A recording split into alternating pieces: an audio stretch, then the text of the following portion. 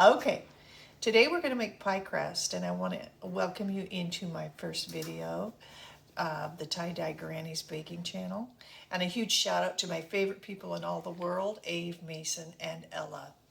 Okay, now, today I'm going to make two double crust pie crusts. My ratio is going to be 4 cups flour to 2 cups Crisco.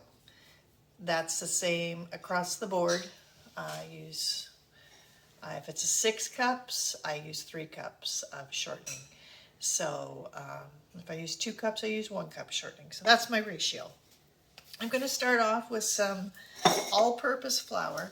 And I really like to start with a bowl bigger than I need, so I have plenty of room to incorporate the shortening and flour and work it right. So I'm starting with 4 cups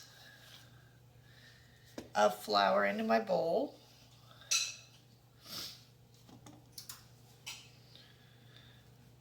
And just level cups.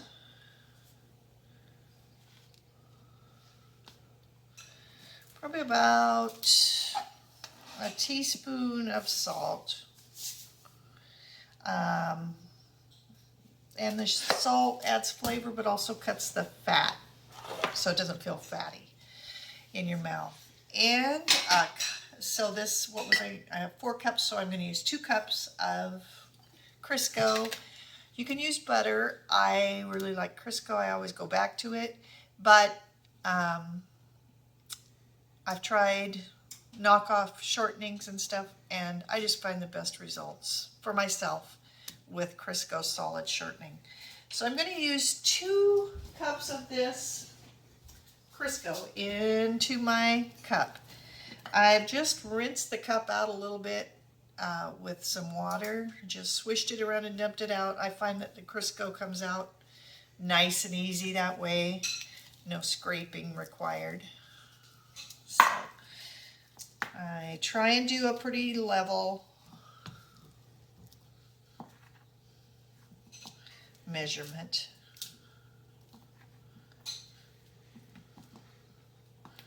Press down so I don't have pockets of air.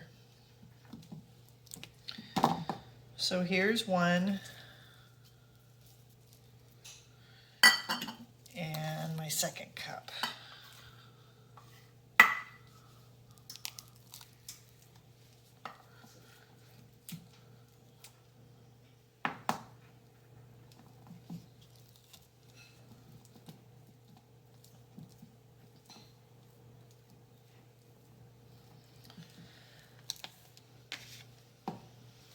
There's no point in buying that store-bought stuff. This is really a nice crust, and you can refrigerate it if you don't use it all for a few days. It's not as good, but it does hold up pretty well, and flavor's still really good. So there's the 4 cups flour, 2 cups shortening, and some salt.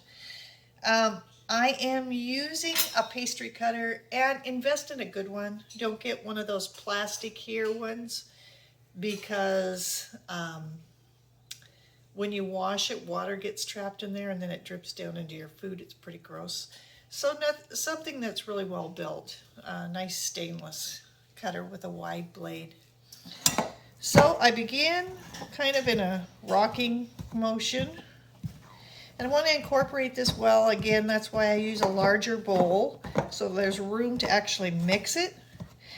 And my goal is to kind of get it down to pea size, all incorporated. And that'll take a couple minutes.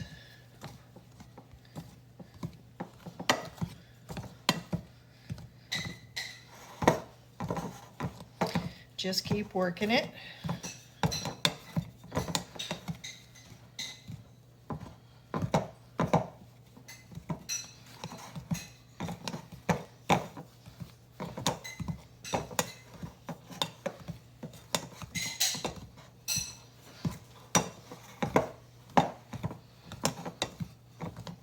It's getting there, but I'm going to work it a little bit more.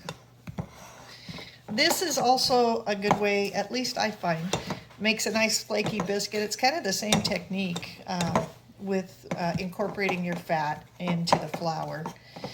And using a pastry cutter is just like my favorite tool in the kitchen practically, because I find it really makes a difference. My mom used to use two knives, but I really like the pastry cutter. I find it does a good job. So I'm looking there and I'm finding pretty good incorporation. And I'm getting pretty happy with this result. I'm going to get my meat fork, or a fork, but I like my meat fork, clean off my pastry cutter of all that goodness. And the next step is important too. I like to make a well. Same with my biscuits. I always make a well in there, and that's where I'll incorporate my liquid and slowly add at a time. One of the things that makes a tough crust is too much liquid. So I like to add it kind of slowly, especially towards the end. I always use an ice water. I find a better result, not just tap. It's just a tap water, but it's iced and has been sitting, so it's nice and cold.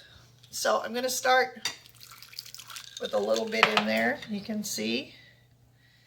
And I don't have an exact measurement, but I'm going to say that's like 3 tablespoons. And I start incorporating that and work around the outside as well with my fork. I just use a meat fork because I like the size, because I rarely ever make one pie. If I'm in the right mood, I can eat that in one sitting, so, you know, might as well, if I'm going to make the mess, make at least 2.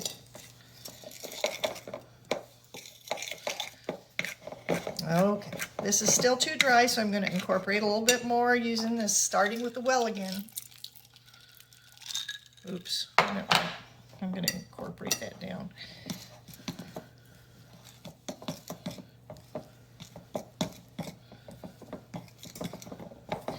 Now, we want it to stick together, but not be sticky. So we're going to start turning the bowl. You see it's starting to stick together, but it's not quite there yet. If I go like this, it's almost there, but not quite happy with that. I'm going to add a tad bit more water. Again, when I start adding the water closer to the end, it's a smaller amount every time.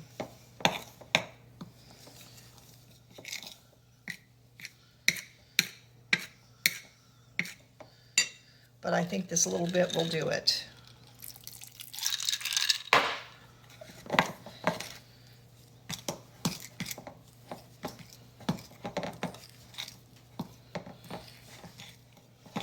Yeah, it's coming together nice. This is the look I like. Kind of clumping together, but you know, if you ever see it and it's too sticky, you can just throw it out because it's going to be tough. So the water really makes a difference, how much moisture you add. Okay, I think this is good. Let me feel it. Yep. See how that is? I like it. Didn't take much pressure to get it to hold together. I like it a lot. Feels good. I think we're going to have a nice crust.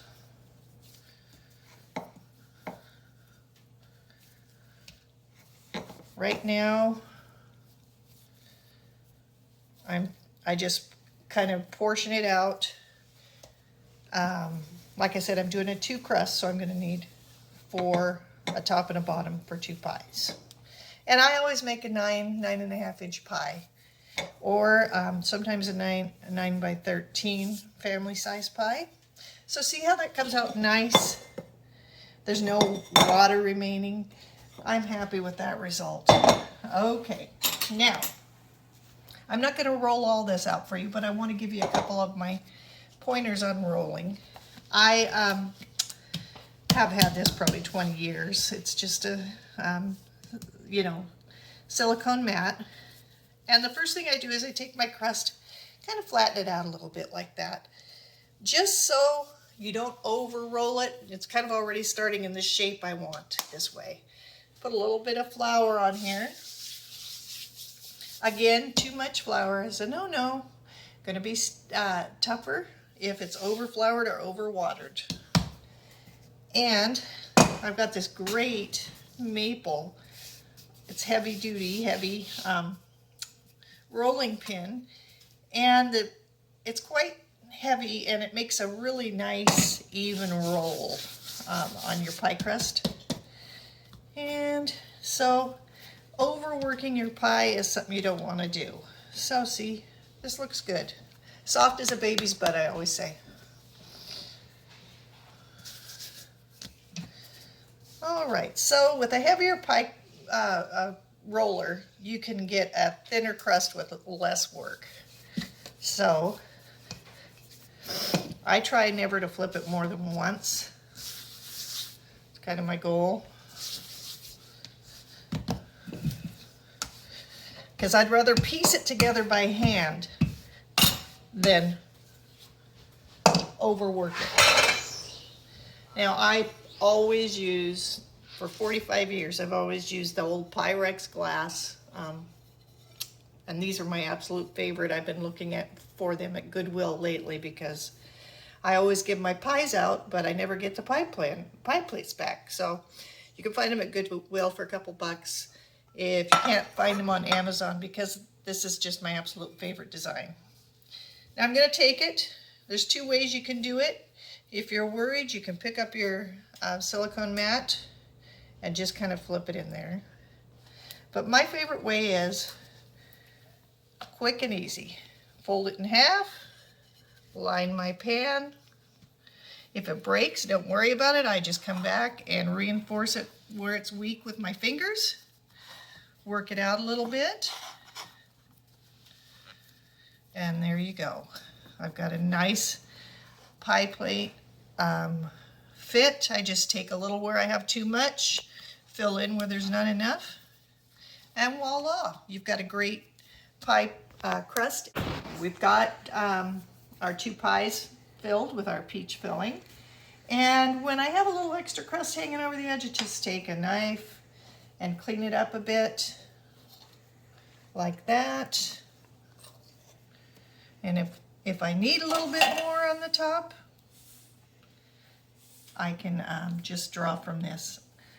I've taken my Silpat again and just put a little bit of flour on there, a little bit on my rolling pin again, and this looks like too much, so I'm gonna flatten that out a little bit like I always do. And this will be the top crust for one of the pies. Now sometimes when I have time, I'll make a lattice, but today I'm just going super simple, home style.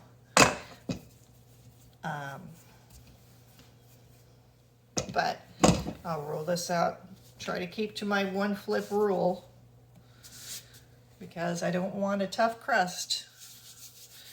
A lot of people say my crust is kind of like a sugar cookie, so that kind of tells you it's kind of delicate, and I think that's because I don't overwork it. So again, dot with butter if you want. Take it in half. You don't want to be too slow or you don't want to hesitate too much, because this is pretty delicate. Oops, that's okay. I'm going to work that into my design somehow. Okay, now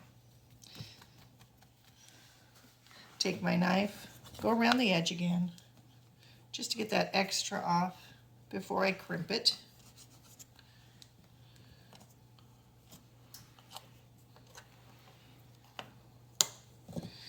And even though this is not meeting, that's fine, because I like it to bubble up anyway in the oven, which is part of the way I can tell when it's done the way I want. I'll just kind of, okay, maybe I'll take a little of this leftover, like that. I guess you can tell my pies are homemade, but Nobody complains. So I take a finger like this, slowly just bring thumb there, bring it down, thumb, bring it down. That's how my mom taught me. That's how I've always done fluting the edge of my pie. Thumb, bring it down with the index. You can also use a fork, and it makes an attractive crust too, or a spoon will make kind of a rounded one. Now, I'm not worried about this little crack. I'm just gonna make initial and get my sugar. Sprinkle the top with a dash, and it's ready for the oven.